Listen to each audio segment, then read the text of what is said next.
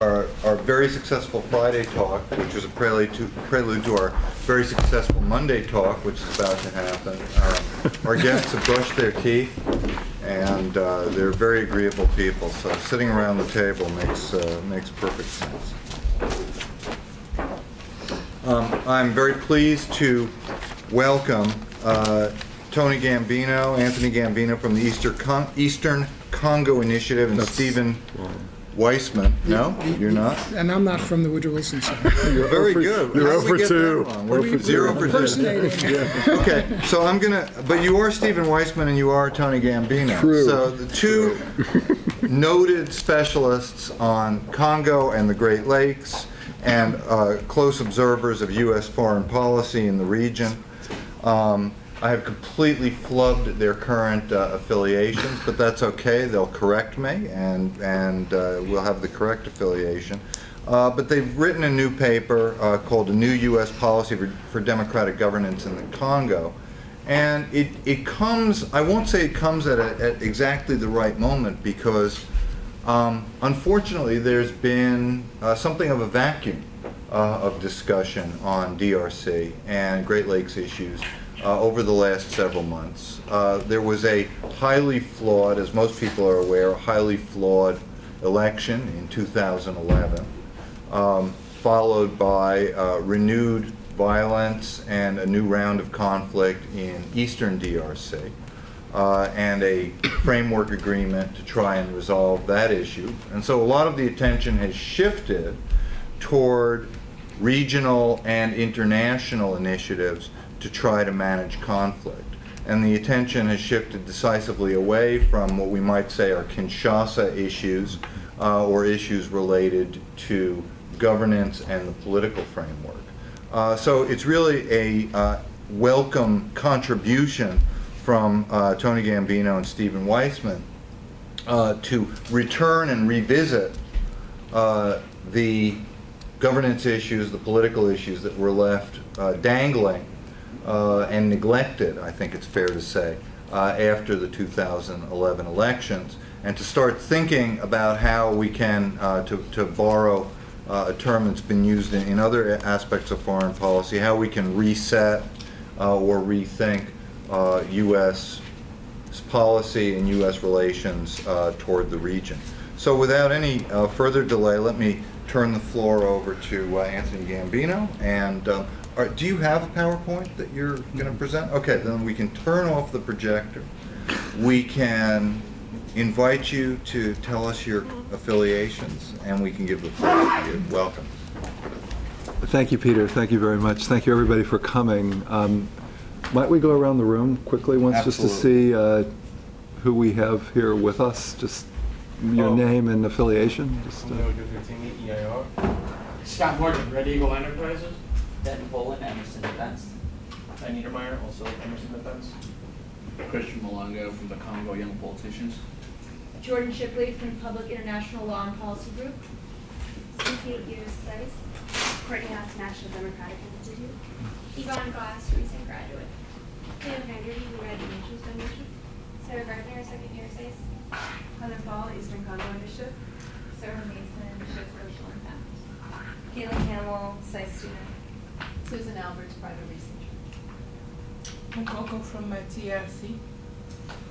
Cy Smith, Transportation on the Congo River. Thank you. Before turning over to Steve Weissman for the first part of our presentation, I will just say I think I know why Peter made the mistake. It's because now I list my affiliation as an independent consultant, but also as an adjunct professor at a SICE competitor organization at the Georgetown School of Foreign Service. So sorry, the secret is out, but I'm happy to come to SICE and to be part of this presentation today. Okay, and I once gave a talk at the Woodrow Wilson Center, so and it was about the assassination of Patrice Lumumba, so there's a resonance there. But I'm a totally independent person now, and years ago I was the staff director of the House of Representatives Africa Subcommittee. Before that, I had an academic career I wrote a book on American foreign policy in the Congo, and I've also written a book on Congress's failure of leadership in foreign policy. I really welcomed the opportunity to work with Tony. Both of us have worked a long time on the Congo. And we kind of came together to write this paper because we felt that the current discussion of the Congo was missing some of the important fundamentals of the situation.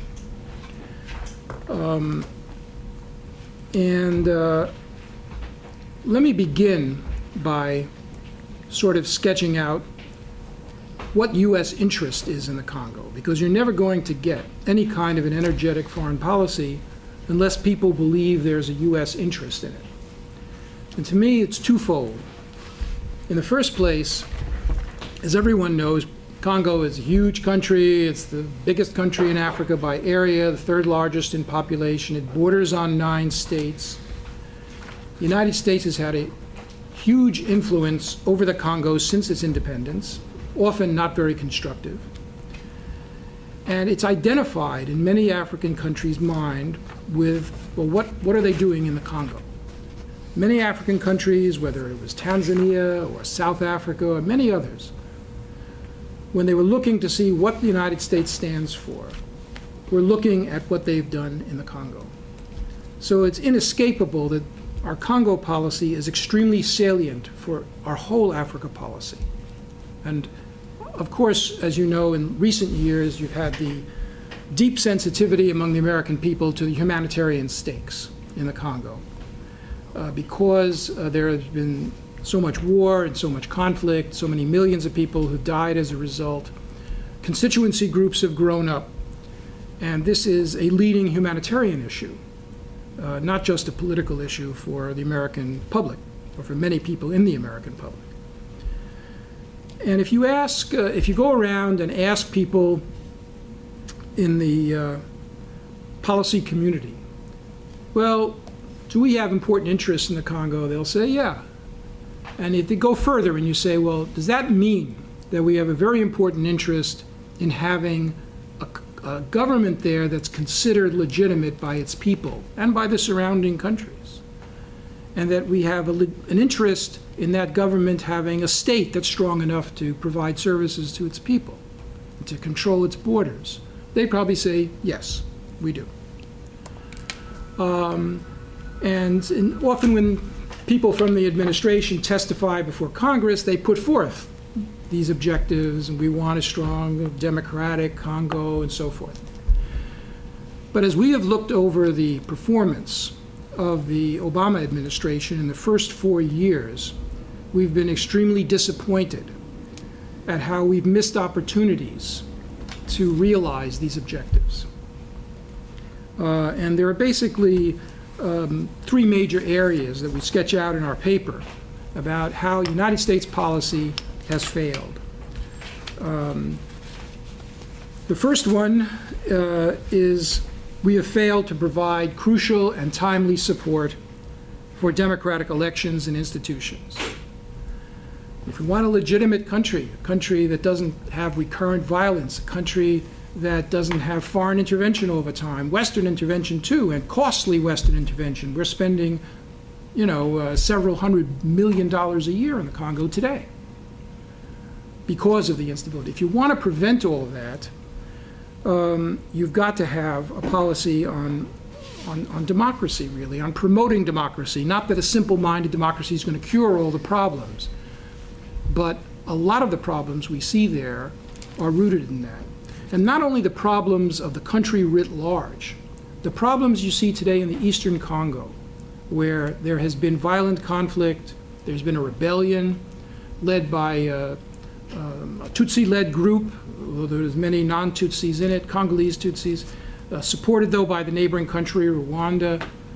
But what's at the bottom of these recurrent conflicts in the Eastern Congo?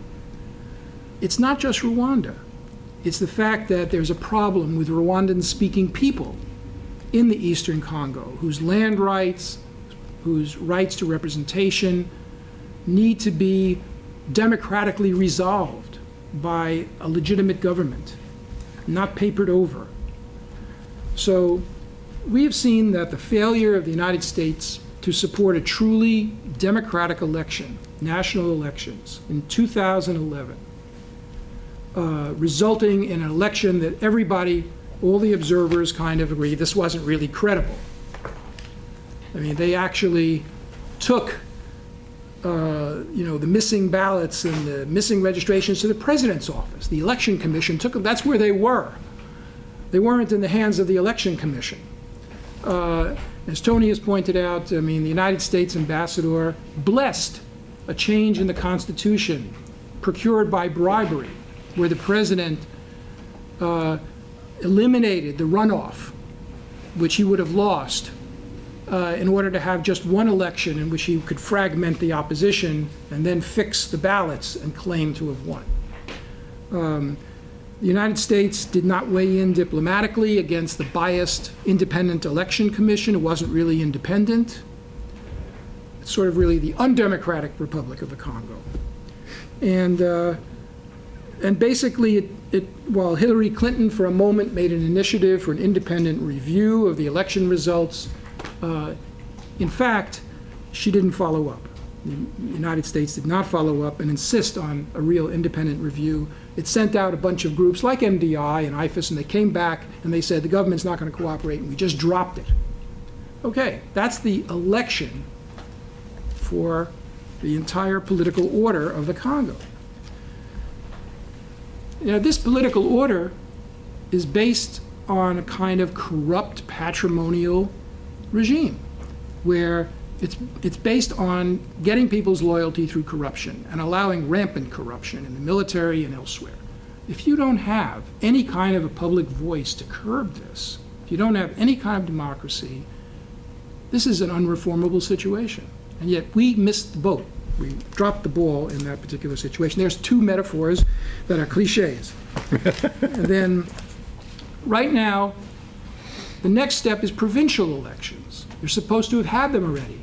The government just supposed to say, we're not going to have them. We're not ready. Local elections, you know when they were supposed to have them? 2007. What are the problems in Eastern Congo except local problems? Local land. Who owns this land? Are these people who are Rwanda-speaking citizens?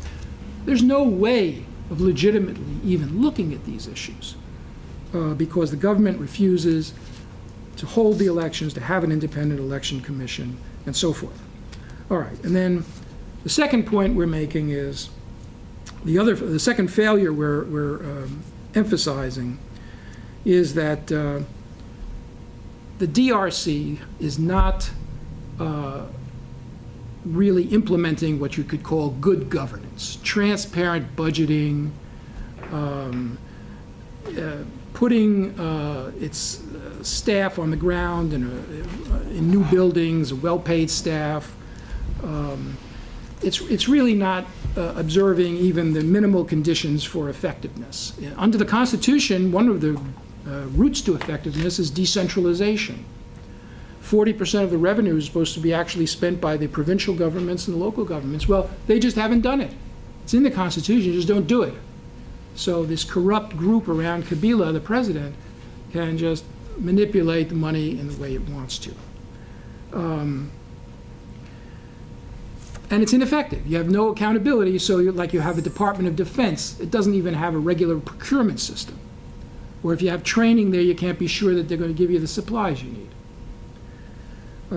So that's been a major issue, and we've not put any pressure on the government to implement decentralization, to make everything transparent, and when big corruption investigations occur, we're not there. We're not supporting pressure on the government to at least minimize some of this hostile environment to governance. And the programs that have been run by the World Bank, for example, in the Congo, have been affected by the failure of the government to have good governance. So they have a stabilization program in the East to provide some services and so forth, and police services and other services and customs out in the Eastern Congo where they're really needed. and the World Bank and others, U.S. donors, would provide all these supplies and, building contracts and so forth. And then they don't send the personnel, or they're not paid well, or they don't consult civil society. And now the World Bank is having to redesign the program. But what's the failure? The failure at the end is political will of the government. And to get that, you need pressure by the outside community, the donors who are spending billions cumulatively, over 3.5 billion just a year or so ago when the last figures were there. They need to pressure the government to comply with some conditions, but more fundamentally, they have to get that government being more and more accountable to its own people. Otherwise, the investment is not justified, because in the end, the thing is going to blow up anyway, or it'll just decay. Same thing is true of military training, another aspect of governance. You've had all these countries training the military, and some of them seem to have done a good job, they seem well trained and so forth, but whatever they've done, you still can't stop a force of a couple of thousand people from almost seizing, actually, the city of Goma, the M23 rebels, in spite of the training. Well, it's more than just training. You need to get the government to cooperate with the training, to vet the people for human rights problems, to provide the procurement and so forth and things that are necessary, to pay these people enough so they don't have to prey on the population, and to be legitimate. Because the government knows that if it's illegitimate, if it gets a well-trained force, it could overthrow it, just like the group in Mali overthrew the Mali government. We trained all the people in Mali who overthrew the government of Mali, which has been a leading factor in the crisis in Mali. Finally, and this has received the most international attention, the failure, and Tony's going to tell you all the ways to remedy these failures. The final failure has been the failure really to have any kind of program to meet the violence in the Eastern Congo. For years, Rwanda has been trying, for various reasons, some legitimate, most increasingly not, to have a kind of protectorate over the Eastern Congo.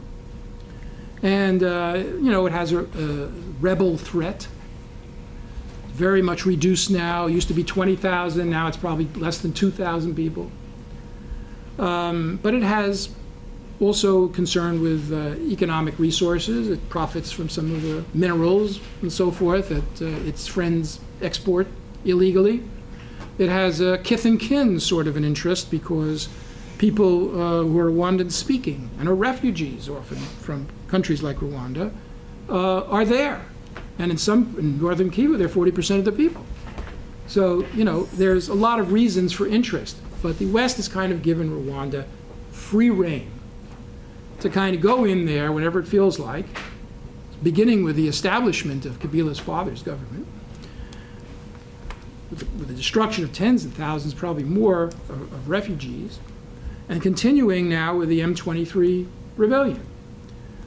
This didn't happen out of the blue. It happened because the two administrations, really, at least, have been complicit. They have accepted, more than two administrations, have accepted Rwanda having this kind of protectorate relationship. And it's destabilizing. And our UN ambassador attempted to cover it up. Basically, delayed a critical UN report, had the word Rwanda deleted from a UN Security Council resolution about external interference. All the experts and others, it's very clear Rwanda is involved. And yeah, Rwanda's got a sentimental sort of feeling in the US because of the genocide, or guilt feeling. Yeah, Rwanda has been helpful in peacekeeping in some areas. But Congo is a big place. This is a big interest. And there really has not been sufficient pressure on Rwanda, nor has there been sufficient approach, as I described earlier, to the local problems of the Eastern Congo, which must fundamentally be solved. Because even, and I'll conclude with this, even if we now have the United Nations saying they're going to have a rapid intervention force no, they don't call it exactly that, an intervention brigade that is going to be available to stop rebels in the Eastern Congo for at least 1 year. That's not going to, in an enduring way, solve the problems of the Eastern Congo. That force will eventually leave. We don't know how quite aggressive it'll be anyway.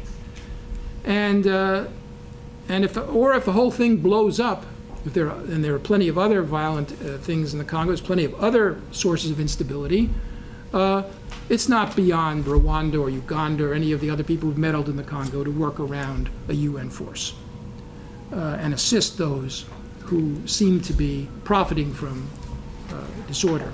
So these are the issues that, as we looked at the administration's policy, we felt greatly disappointed that we've missed opportunities.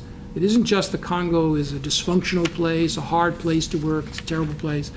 It's also that the United States has communicated to the Congo government, look, there's no cost. There's no cost to you doing whatever you want about democracy, about good governance, and communicating to Rwanda a similar message about its interference. Thank you, Steve. Steve has hinted at what we think a better way would be and a better alternative U.S. policy. But I will give that a little more detail and then leave plenty of time for discussion. Let me put it in context by saying that we go through all this first because we want to frame our recommendations in a clear understanding, first of all, that we're coming from an environment where U.S. policy has been filled with mistakes. In other words, an analysis that said, U.S. policy basically got it right over the last few years, but the impediments were too high in the Congo and it's tough in the Congo, is wrong. U.S. policy has been an impediment in the Congo over recent history, and we want to make that point clearly, and I certainly think Steve did. A second point that we want to emphasize, Steve did it implicitly, I want to make it explicit, is that sometimes people would take the point that I just made and say, well, of course, because the Congo's hopeless. We've been working on it for so long, look at it, it's still a mess. Aren't we just wasting our money on it? And we want to say, absolutely not. The problems in Congo are extremely difficult. No one would deny that. But making a difference is completely doable. So yeah, it's difficult, but it's doable. The third introductory point I'd make is we give this background because we should learn from our past mistakes. And let me just give a little more history to get into our recommendations. There have been 2 recent national elections in the Congo. There were elections in 2006 and in 2011. The international community, including the United States, did things right in 2006. So it's not like we kind of reflexively do it wrong. No, we did it right in 2006. What makes it that much more disappointing for many of us is that we did it so wrong, so badly in 2011. We can talk more if people are interested as to why those mistakes were made, but we're more interested, frankly, in getting it right as we go into the future. The other mistake to really be worried about right now is, ironically enough, one of over-optimism. Because as Steve said towards the end, we have this situation of the M23 rebels in Eastern Congo. We've had extra focus on the Congo in the last few months, as Peter said in his introductory remarks. We've had some greater pressure on Rwanda. We now have, of course, the appointment of Mary Robinson as the United Nations Secretary General Special Envoy. There are rumors all over Washington that soon a U.S. Special Envoy will be announced. We've seen this excitement before, and not that long ago. In 2008, another rebel group, remarkably similar to the M23, just different letters, no numbers, called the CNDP, threatened Goma. They didn't take it like the M23 did, but they threatened it. The international community flipped out, got very active, tried a series of things. Rwanda came in and intervened, and then everybody said, okay, that problem's fixed. Let's go off and do something else. And all they did, in effect, was kick the can down the road. So a handful of years later, no, it's not the CNDP anymore. It's M23, which is a rump group made up largely of ex-CNDP, by the way. Do we have Rwandan involvement? As he said, yes. And some of us are really worried that the international community will engage heavily right now to try to work on these issues of M23 and Rwanda, important issues, but then declare victory and say, that's fine, let's go work on other problems. There are plenty of other issues we'd rather work on in the African continent. And we guarantee you, if that's all we do, just wait 2 years, 3 years, 4 years, and there will be another group with some combination of letters and numbers showing up in Eastern Congo doing exactly the same thing. So let's learn from the past mistake and focus on a broader set of interventions to try to get it right. Thus, our recommendations. We make 5, but they can really be grouped into categories. The first, and I think most important, because we think most important, because it's one of those sine qua non recommendations, is, to put it simply, elections, elections, elections. If you don't get elections right, this place is going to fall apart again. You got to get it right. So people might say, well, wait a minute, it's only 2013. They're not supposed to have national elections until 2016. Isn't it too early? As Steve already suggested, absolutely not. They were supposed to hold provincial elections last year. And Congolese civil society right now is saying loudly and clearly the process is stuck. There is no plausible movement on any kind of elections. And to give you one example of how bad it is, the corrupt crony responsible for the fraudulent national elections in 2011 remains in April 2013 as the head of the Congolese Electoral Commission. This man has no credibility within the Congo. His name is Mulunda. He has no credibility within the Congo. He has no credibility internationally, yet he is supposed to be the one heading the Electoral Commission. Obviously, he has to leave if we want to get to credible elections. And then we need all the work with the United States, other Western powers, working with other African states and the Congolese people and Congolese institutions to have provincial elections, local elections if possible. There's just a technical question about how to do that. And then the national elections in 2016. A few more points about elections for people who don't know. First, on provincial elections, they're not just provincial elections. When you elect the 11 provincial assemblies, those assemblies do 2 very important things. They elect the governors of each region. Those are extraordinarily important officials. But also, they elect 2 people who will represent the province in the Senate.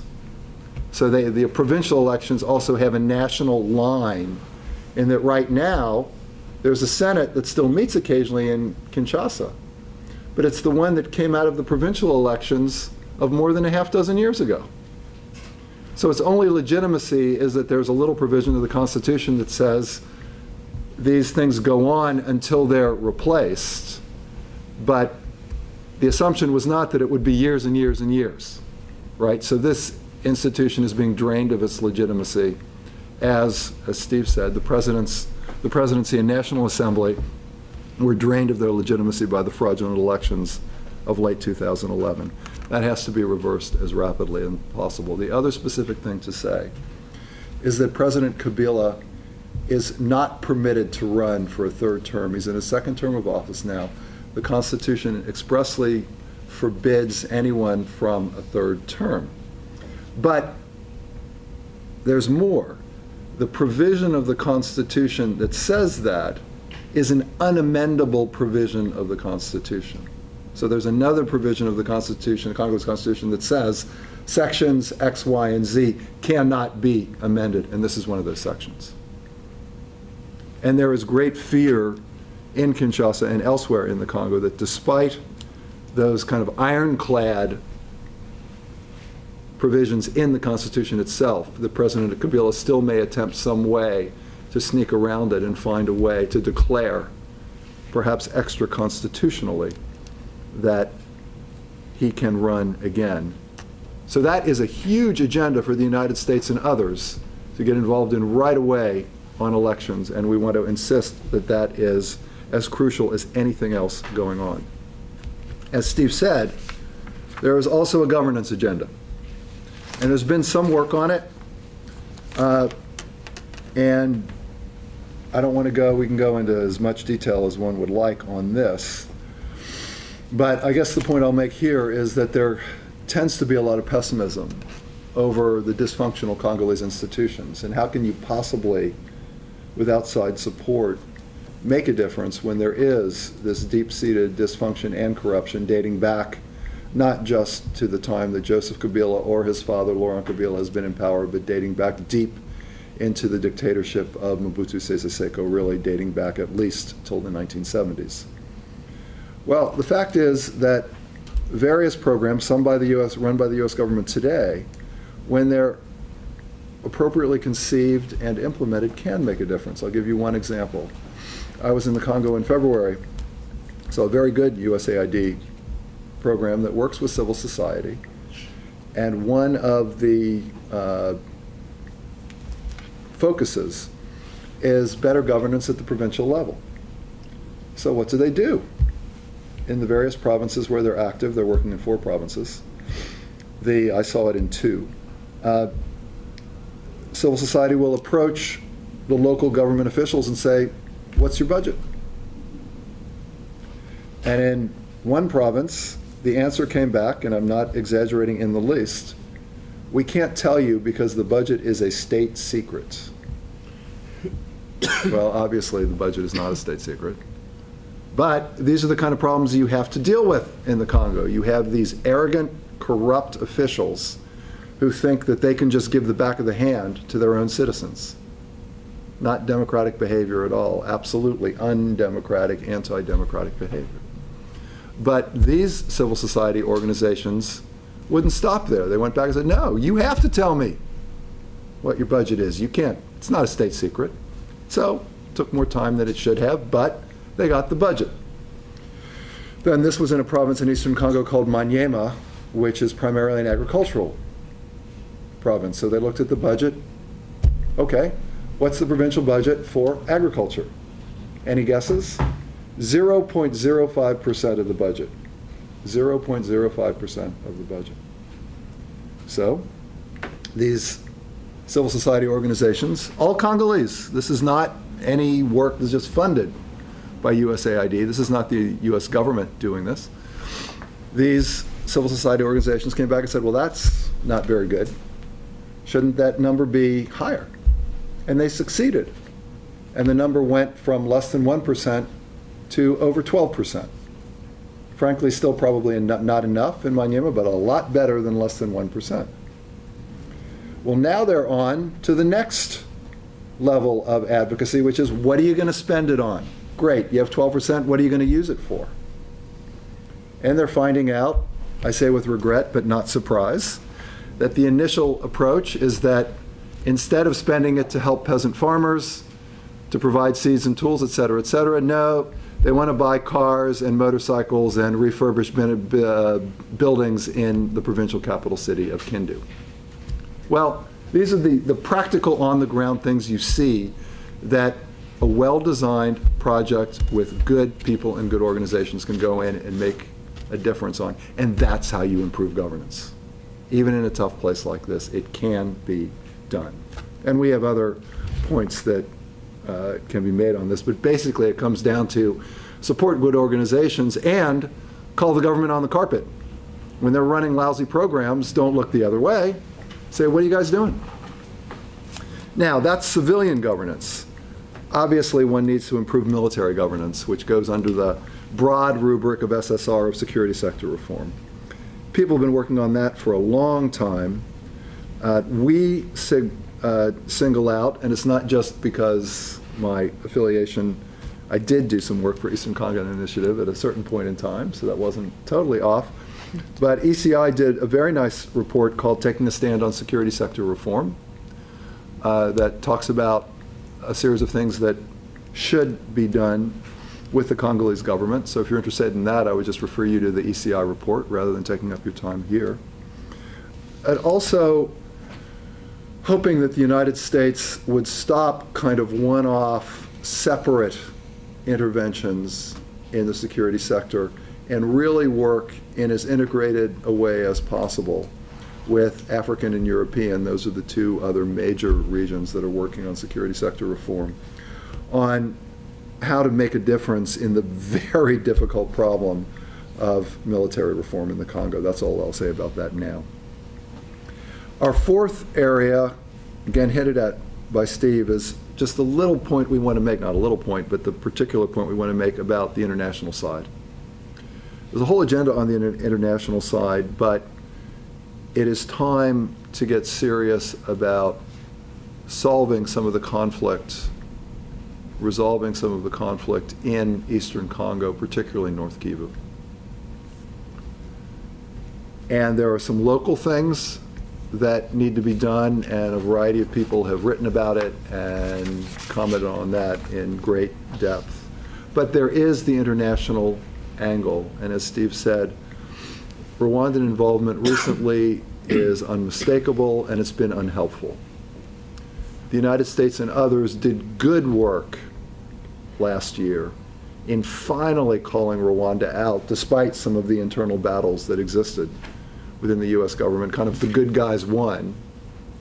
And we were willing, as former Assistant Secretary Johnny Carson and others, to publicly point the finger at the Rwandan government and say, we don't like what you're doing inside the Congo. You got to get it right. What we say in this paper is that was good work then, but you can't stop now.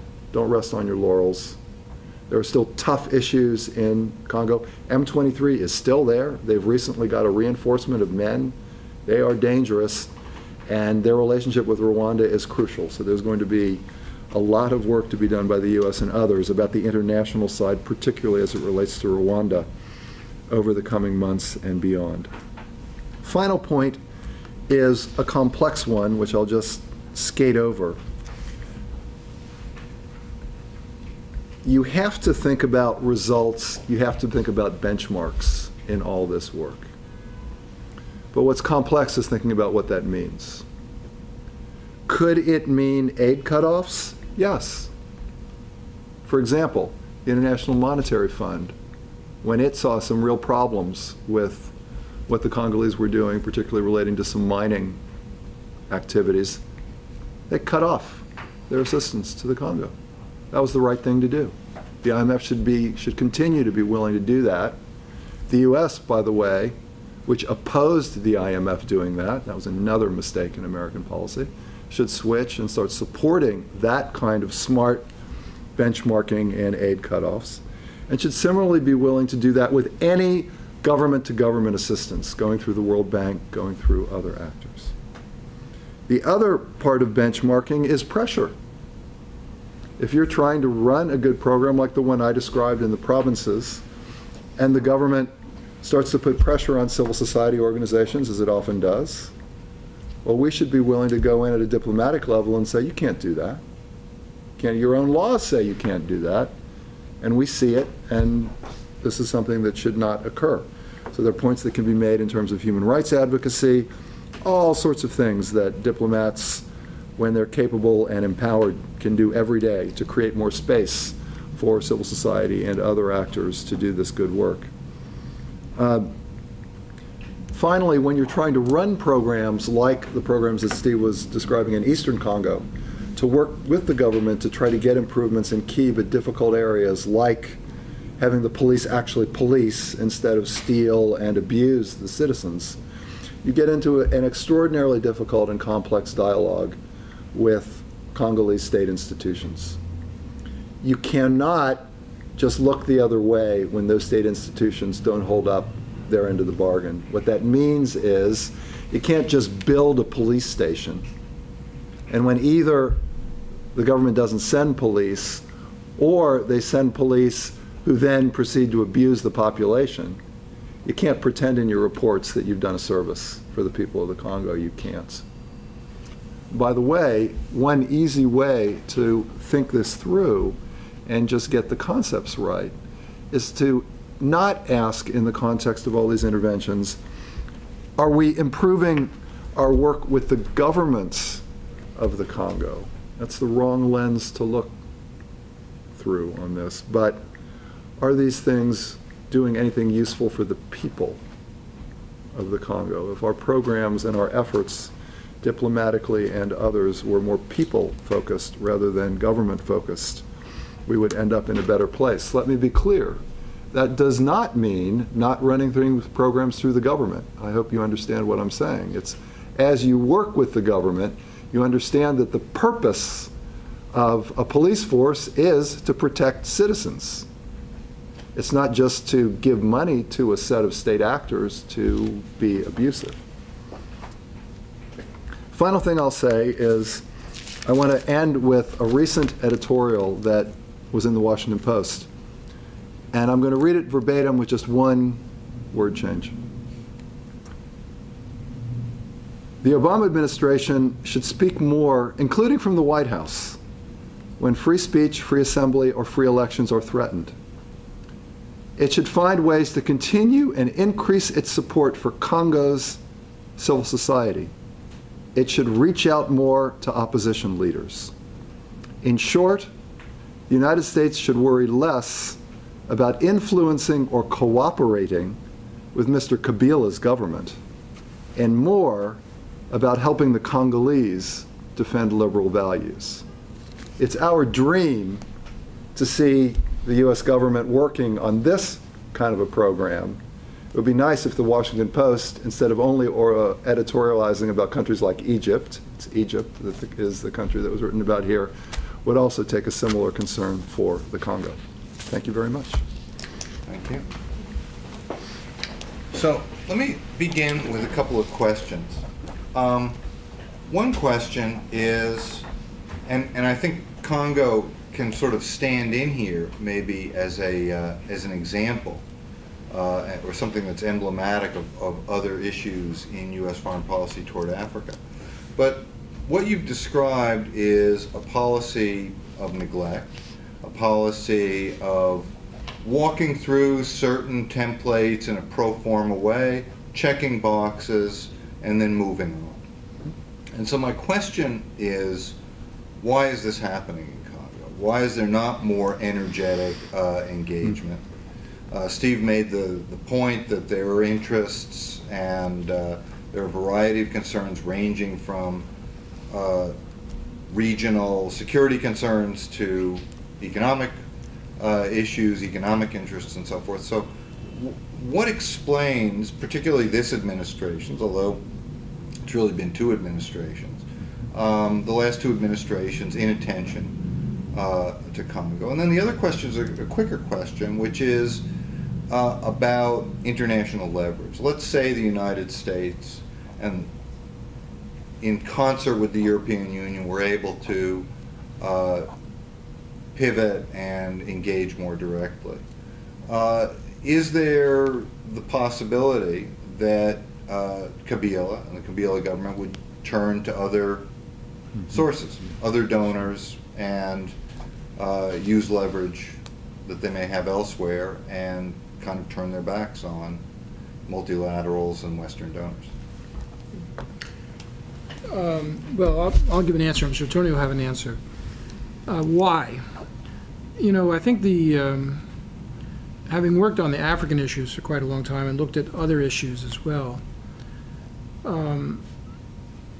our government has basically had a fairly limited number of reasons for becoming engaged in these kinds of issues and problems. In the old days, it was the Cold War. And the Congo was a big thing in the Cold War, because I once interviewed an Assistant Secretary of State for Africa who said, you know, when I was there, the Congo was bigger than Vietnam. This was in the early 60s. today terrorism, things of that sort, or our traditional stakes in the Middle East because of the oil and so forth, and the possibilities of huge wars there. I mean, those generate interest, but the norm of the State Department and the norm of the U.S. government has always been to put Africa generally on the side. It's not as powerful, it doesn't have as immediate an explosive issue. You know, it was exceptional that the Congo was such a pivot in that Cold War period. And the normal habitude, you might say, of many of our officials in foreign policy is just to look to get along with everybody and not to look at the more fundamental things that create legitimacy in a country. So, you know, it's breaking that's necessary often, and that's often from public pressure or because something is just totally falling apart, and then you say, well, okay, well, we got to do something. And unfortunately, as Tony's pointing out, often we say, well, we'll do something quick, short range, and we leave the fundamental problems alone. So I think the one answer is, despite you know, is the relatively low level of interest in Africa. And a second point is the habitual inclinations of diplomats to just get along with whoever they're relating to. Regard to leverage, look, the Congo today is a weak, illegitimate state. If you can't have leverage there, where can you have leverage? Now, say, well, who's their alternative? Maybe they'll go to China. Everybody's talking about China and Africa. Well, China has contracts in the Congo, has contracts in lots of other African countries.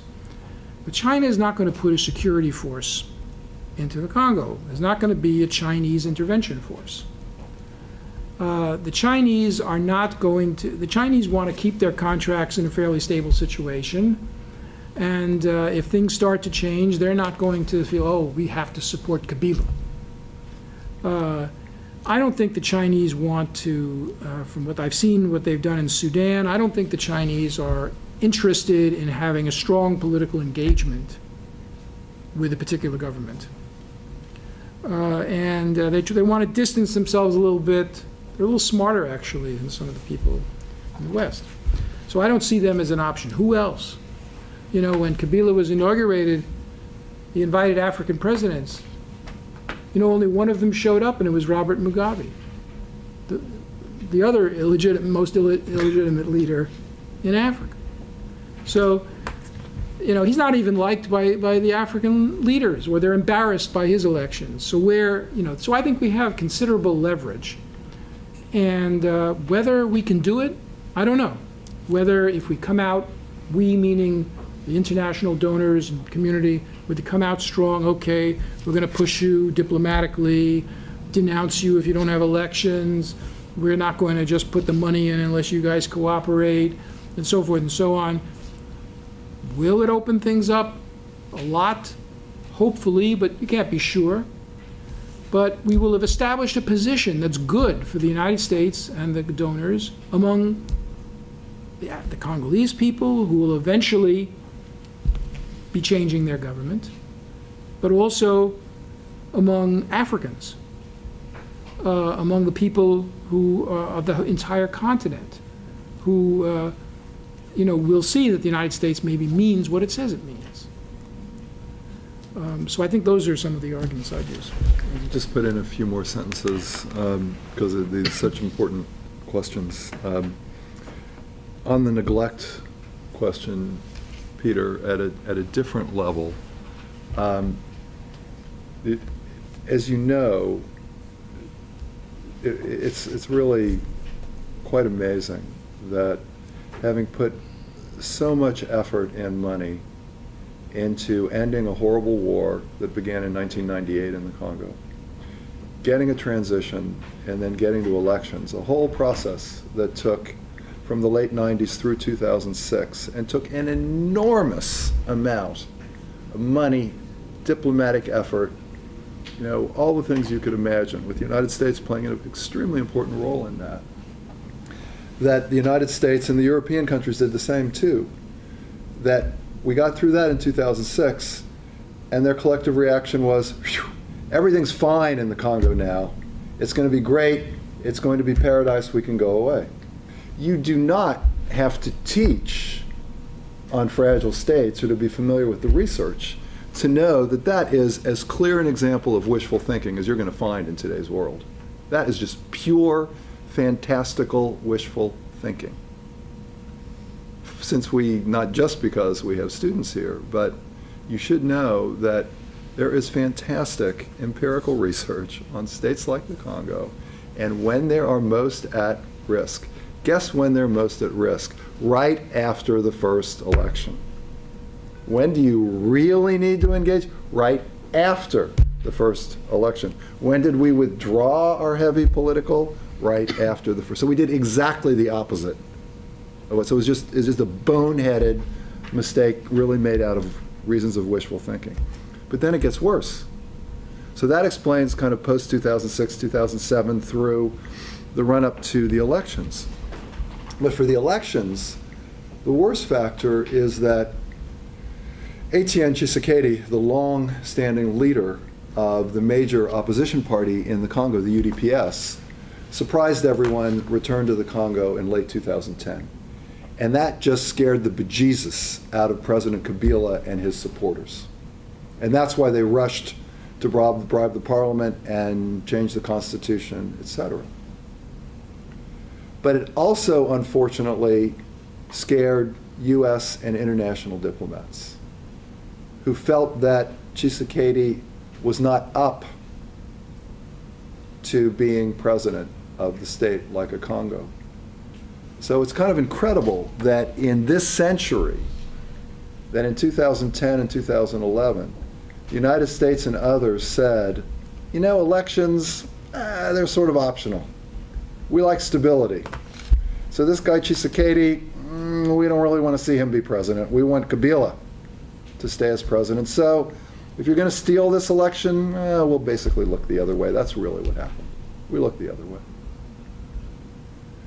And that explains the neglect. The little coda on that is, now you can go back to some of those people and say, okay, so you bet on Kabila in 2011 because he was the guy who was going to bring you stability. How's that bet looking to you right now? I would hope that there'd be a little bit of reconsideration given how poorly that's turned out. On the international leverage, the quick point I'd make is also think about it on the flip side of what we at least are asking for. We're not asking for unconstitutional big, we're saying you're supposed to have elections, have elections.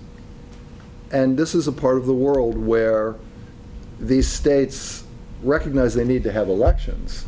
What's not clear yet is whether there'll be sort of jokey elections, like the Congo's elections in 2011, or others that we have seen in the region, or whether there'll be more serious elections, as we also see today in sub-Saharan Africa. We're really at an interesting historical moment where we regularly see elections, but we see elections of widely varying quality. And there are a lot of factors that influence the quality of those elections. One of them, not necessarily the most important, but one that can be important, is what international actors, including the United States, choose to do. So that is a useful thing that we can do now in the context when the Congo will go forward in one way or another to have these elections, but how good. Similarly, governance, we do that right, they're going to let that go. That's not something where they're stopping. Security sector reform, I'm not going to pretend, that's a tough one. That's a really tough one to, as someone said the other day, the international community, with some actors working really hard on it, have tried to make a substantial difference on security sector reform for more than a decade, and the results are pretty limited. So you keep at it, that's a tougher one. But those, when you start drilling down to what you're actually trying to do, I think you see that in addition to the really important points that Steve made, that these are things where sufficient leverage already exists and the government is not in a position to, in a blanket way, resist what one is trying to accomplish. And just a one-sentence thing here, the challenge is that what brought the international community into the Congo again after the initial fear of the Soviets in the 60s was this huge humanitarian disaster. It was millions of people died. It's bigger than anything in modern era, the post-World War II era. I can't think of anything larger. And so people got in. They had to get in, have to do something. You know, there's this war. They called it Africa's World War. Okay, it was big, but then you get back to business as usual. Well, this isn't that important to solve that problem. No one looks at doing anything fundamental. It takes me back to the time, here's the second sentence, takes me back to the time after Mobutu, the long-ruling dictator, fell.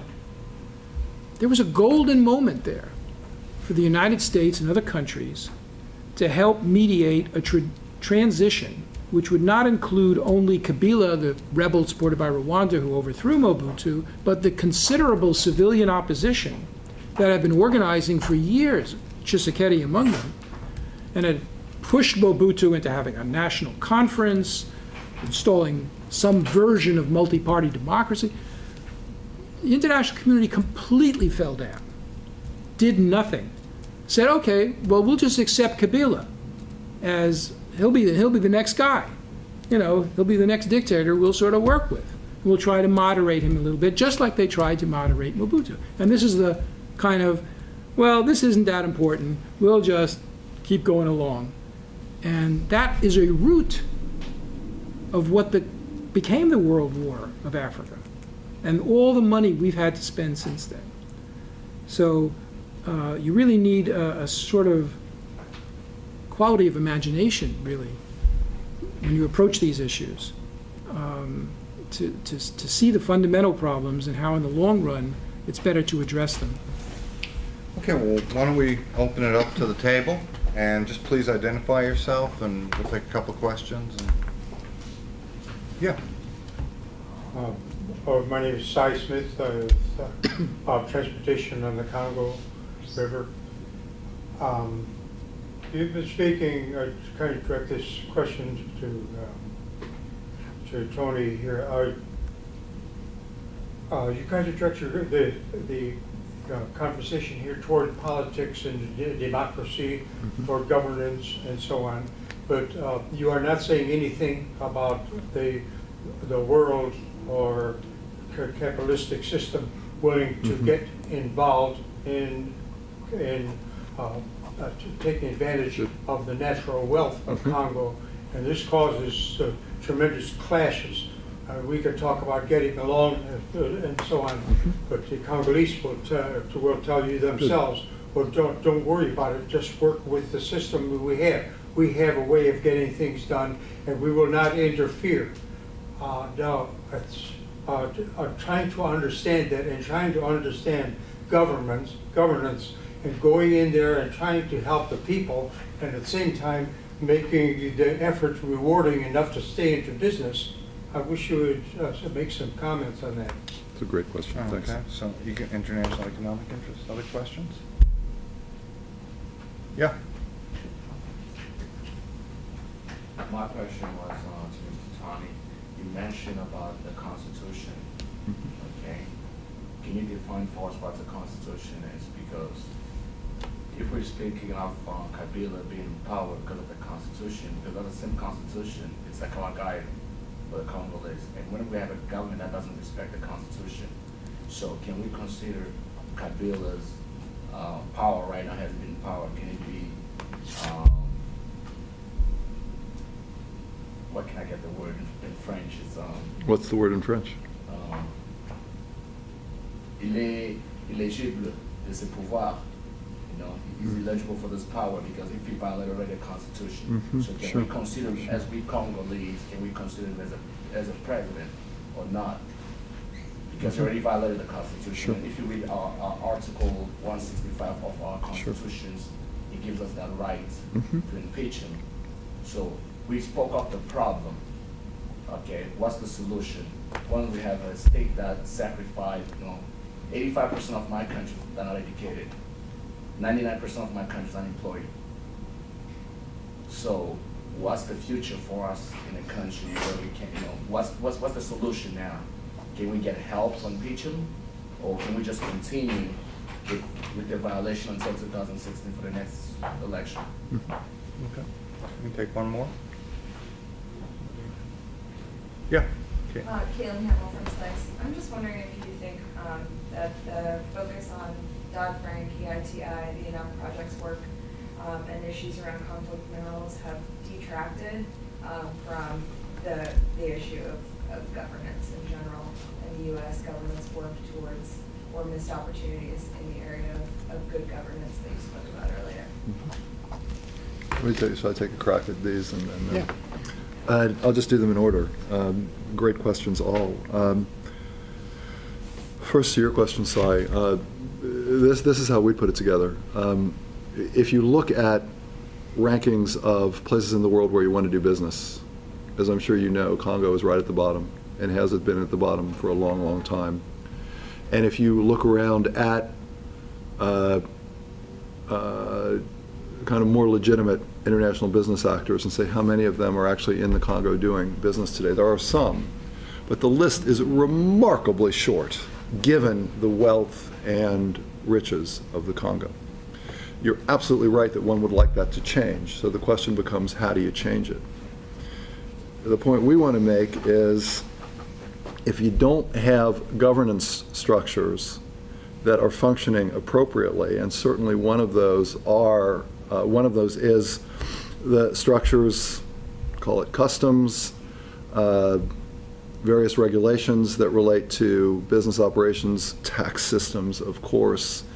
If all those are not functioning, which is the case in the Congo today, you're going to have a problem getting in the right kind of business internationally and making your local business function in a good way. And that's why, I'm sorry to say, but the figures which must have sounded to you like incredible exaggerations about unemployment and things are actually accurate.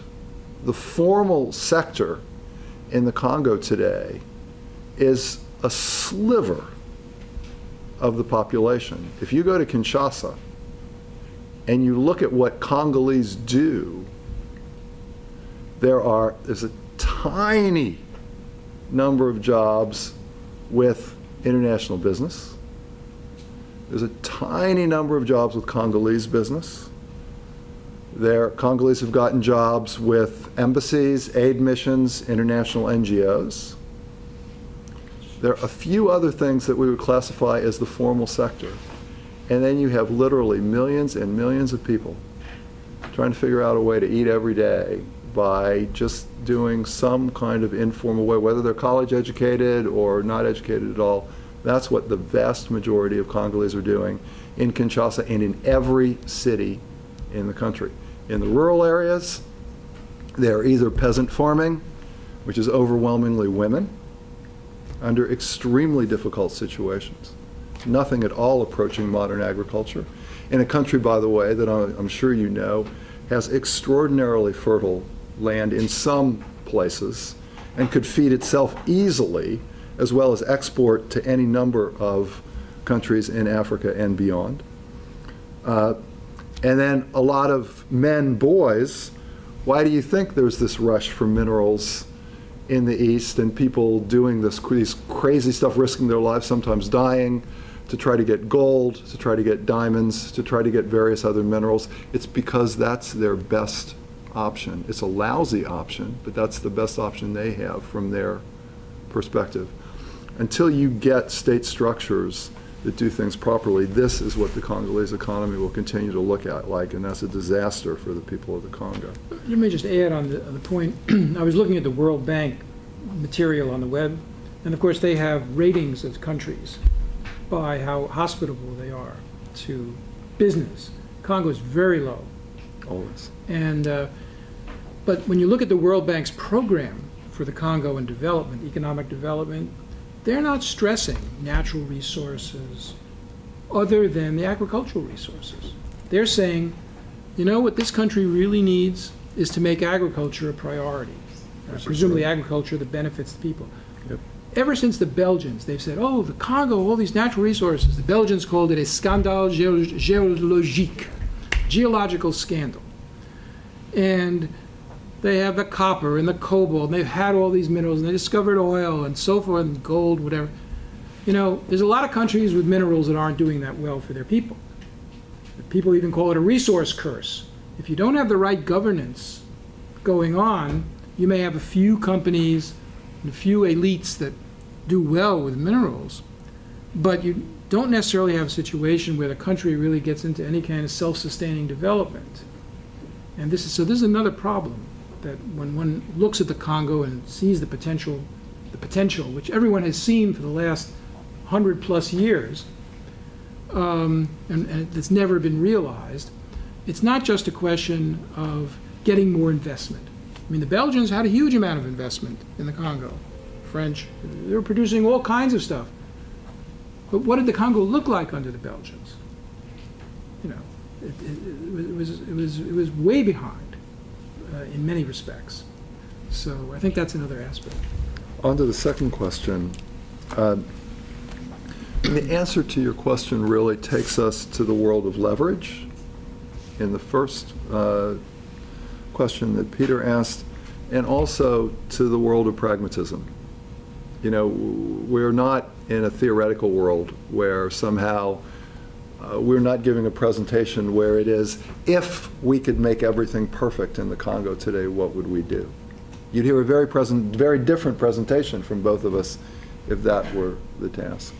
The task is looking at today's extremely imperfect world. And that's including the United States in the imperfection. I hope you heard all our analysis of problems in U.S. policy. It's an extremely imperfect world.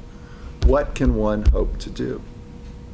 So, Joseph Kabila, there was a terrible election in 2011. The Carter Center and the European Union came out. They did not say, neither one said Kabila lost the election. They said, we do not know who won the election. And that remains the reality today. That if you, insofar as one can examine the results, because many of them were compromised, you just cannot come up with numbers to say, was it Kabila or his main rival, Etienne Tshisekedi, who won the election?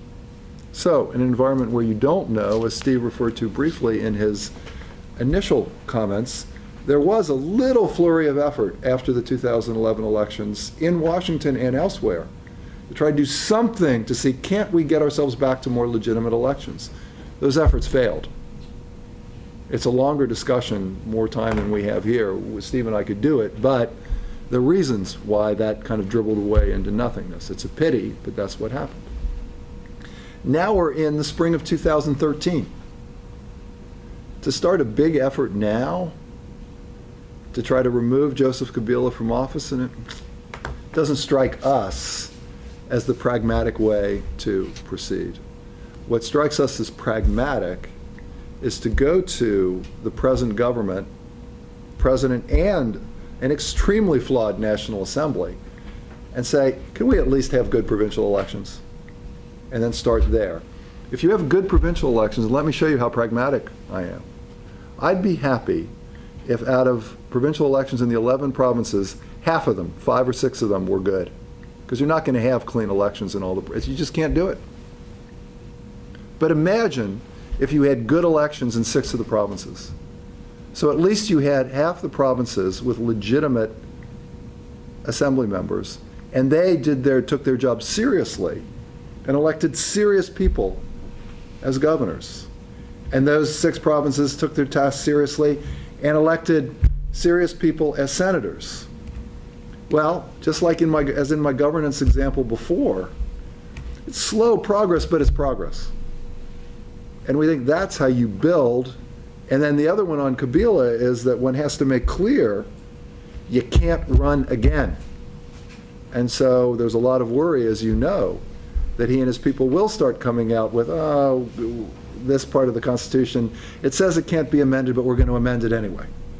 Let's let the Supreme Court say that, oh, that saying that it can't be amended is unconstitutional. So they can play all kinds of games if they want to. Well, we engage in the world that way to try to make the change. That's the best answer I can give to that. On the third question about the role of the Enough Project and others that have been working on Dodd-Frank, EITI, conflict minerals, et cetera, my hat's off to the Enough Project, to go a little farther afield, Invisible Children, others who worked on the LRA issue. I've been working on the Congo for 34 years. And for most of those 34 years, there has been basically no citizen interest in the United States about what was going on in the Congo. None, really. Thanks to some really good work by organizations, and Enough has been the leading one, I think. There's not a lot of citizen interest in the Congo, but there's some. And that's a great thing. Now, to get there, do they sometimes have to simplify and tell stories that, for example, the one where they love to hold up the cell phone and say, inside here is a blood, and if you're really into it in detail, is that really completely accurate? Well, you're kind of skating a little bit. It's okay. If that's what you have to do to get high school and college students and others to start to pay a little attention to the Congo, and then maybe some of those people end up going to SAIS and other places and getting more interested in what's going on in the Congo, I'll take that deal. I'll take that deal. And the work that Enough and others have done to try to get more attention to the problems of Eastern Congo through the lens of the horrible abuses that occur in these places where people are trying to mine, I think has called attention to some really serious problems. So it's great work, but it's not sufficient. The only point that I'd want to underscore is you can't get to ultimately the fundamental issues in the Congo. We really want to insist on this. This is our fundamental point. Unless you get the institutions and the democracy right. In that sense, both Steve and I are one-note Johnnies. You ask me any question, and ultimately I'll come back to elections, elections, elections, whether it's business, whether it's minerals, whether it's the Constitution and Kabila's. And so in that regard, I'd like to see all organizations, be it Enough, be it anybody, sure, keep your message on conflict minerals and Dodd-Frank and everything, but also talk about this essential need to promote democracy. There was someone here who wanted to make a comment or ask a question. I know you're doing it, Peter, but no, you had your hand up. My only concern about what you were saying for the second question is the concern that you're assuming that there'll be progress doing it the pragmatic way, that you'll have the slow progress will even lead to progress. And then are we going to take the people and wait for, hopefully, assuming that that will lead to slow progress when we're making a big jump that will lead to progress? You going to give me a better alternative?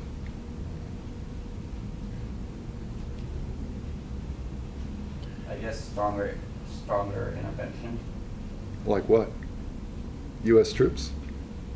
Not going to happen. Pragmatic world, man. Give me a better alternative. Love to have a better alternative. If the United States came in and overthrew Kabila and installed Tshisekedi or something, that wouldn't be democratic either necessarily. So what you want to do is get a process going that is democratizing, opening up things, allowing the people to have a voice. And how do you do it? It could be that the Congolese will do it themselves. It could be that they'll just get so fed up, there'll be public demonstrations, or some trained military people overthrow them, and there'll be some civilians associated with them. Or who knows what they'll do. But we're there, and the international community is there, and it's spending billions every year in the Congo. And we just think that they should be focused on trying to get a process going that will enable the Congolese people to get a legitimate government which is in the interest of not only them, but of the United States and the rest of the world. You know, in the whole area, I'd add one more thing. You know, when you look for these sort of ad hoc solutions, like we'll have an intervention for us, we'll have a resolution, we'll do this or that, the whole area is really unstable. Rwanda has a Tutsi government, but the mass of people are Hutus. And yes, they had the genocide, and one understands that, but this is not a long-term stable situation. It's a dictatorship. Uganda has a long-standing dictatorship. Burundi is having problems in its transition to democracy. Anything goes wrong in any of these countries. Central African Republic, Steve. Yeah, now we have the Central African Republic. And it just had a change of government. So there's 9 countries, probably all of them.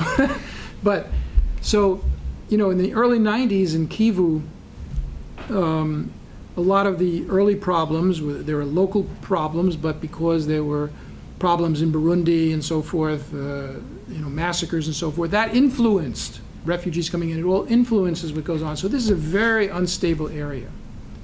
And you can't cure it with quick solutions. You need a sustained involvement, and it has to be, you know, along the lines of creating some mechanism for accountable, legitimate governments, because those are the ones that will be more stable and that will be able to solve some of these problems. Now, I'm not a democratic utopianism. You obviously need other things. You need good mediation to handle ethnic disputes, and there's all kinds of other reinforcements, the rule of law and so forth. But without this, you're going to have a maelstrom of conflict, billions and billions of dollars being spent in this area indefinitely, and great suffering. And so it's important to begin to get the international community's policy right so that it can do as much as it can to prevent these problems. There's a couple of, our responses really generate a lot of... The international community would stand if the situation you described, if the people act themselves? Say that again? Where do you believe that the international community would stand if the people intervene themselves? What are you assuming that the people will do? It's not an assumption. I'm basing it, what you said is if the people... If there was a coup or there was... You mean, but some kind of uprising. You mean like a citizen uprising? I'm just trying to understand what the scenario is. There was that kind of incident where they decided that this is unjust and we will take action until there is something done. Mm-hmm. Where and how would the international community Sure. stand in it? Like, where would they stand and how would they view it? And then over here. I think the heart of your solution is what I'm hearing, and I agree if this is correct, that the heart of your solution is basically, like you say, getting the democratic institution, enabling the democratic process to get going, and getting the democratic institutions right or accountable governments. I was wondering if you you mentioned a number of problem cases in Africa. Are there any examples from a comparative perspective where you could point to ways that one could start getting the democratic institutions right and mechanisms that could promote, do you have anything in mind? I mean, beyond just elections. I understand you start with elections and then you do what you can and it's slow, but are there any programs, things one can do besides supporting civil society groups effectively, of course, but anything else? I'm curious to hear what the reception has been of the ideas that you're putting forth among policymakers, and do you think they are moving in the direction that you've laid out here? Is there hope for that? And then a second question, after entering through Goma, President Kabila gave a speech in which he called for national unity, and that was read by some as an opening space for dialogue or a process like dialogue. And there's been some civil society and opposition members that have come together around this idea. Do you think there's an opportunity for that, and does Washington have a role to play? And then I saw one last hand over here. Yeah. So my name is Mark Valera from USAID. The two of you have emphasized in different ways in what you've said, governance, especially governance at the level of the people, decentralization, and also constitutionalism. And so my question is, if one is going to push for decentralization, which you've rightly said hasn't, no one's put any pressure on decentralization, in the Constitution it also calls for an expansion of provinces from 11 to 26, right. which most people think would not be helpful at this time. Mm-hmm. Is there a way to stay with the message of constitutionalism and also only push the parts of decentralization that you find helpful at this time? It's a good, great question. Well, let me just take a couple of them. I don't know what the international community how they would react. It would obviously depend on the form of any civilian or military uprising. In the situation, if they used why is the Constitution as their basis for acting? Used what? The Constitution as their basis. Saying that the president is not constitutional, or yeah. Again, I don't think it's just the rationale that would depend. It would depend upon whether, first of all, this looked effective, it was going to work, whether it was something that was not going to be easily put down by the government. Second, they would look for who's involved in it and so forth. And, I think it would depend. And it would, of course, depend on whether they have the time to do so. In Mali, things happened pretty fast. The international community didn't have much time before they had to react. So it's hard to judge. But I'm not sure. I think Kabila's legitimacy is weakened enough. I'm not sure anybody would be running to his support immediately. As for the democratization issue, basically we have in our paper, we suggest a drastic expansion of democracy and governance programs by USAID to stress party training and legislative training. Party training not only for the opposition parties but for Kabila's party, to get some kind of structures developed. AID has been doing some of this party training and so forth, and legislative training also. In the legislature, even though Kabila's party dominates, it's often quite independent. Many of the people have some independent aspirations. And to have the legislature more effective in accordance with the Constitution would be good.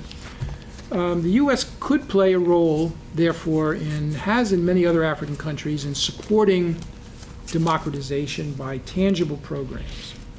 For example, we know very well what an independent election commission looks like.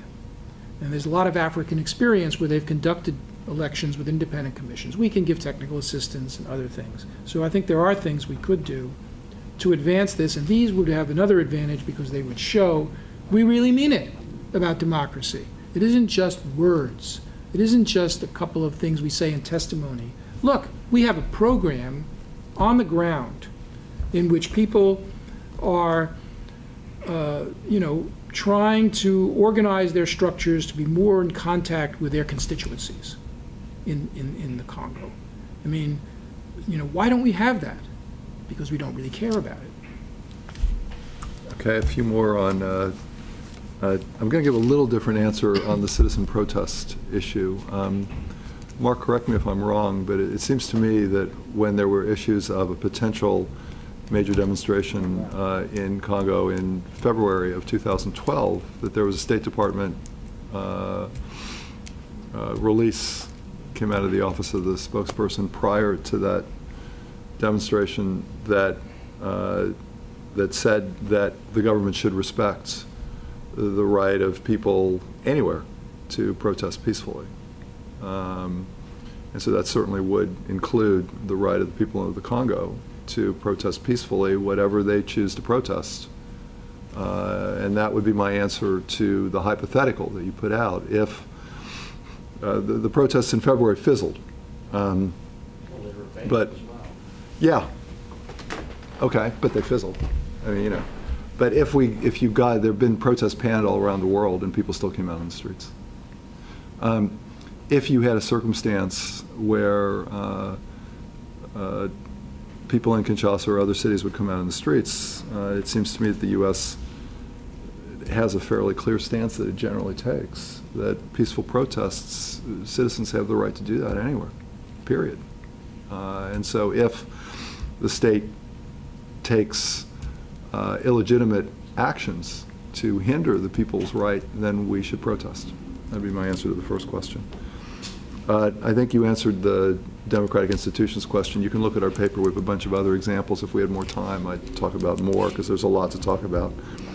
I love this question about reception from policymakers. You know, there's been a lot of interest.